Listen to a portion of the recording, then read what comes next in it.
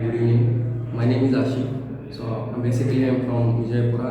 So I completed a degree with the bachelor's in computer science and engineering from Sampurna Institute of Technology. So throughout my academic year, I achieved about 7.8 CGPA. I joined the Jspiders as an incubation student, and I am immensely grateful to Jspiders for helping me kickstart my career in IT field. So the trainers are highly knowledgeable and provide in-depth guidance on core Java and Spring Boot, SQL, and other technologies.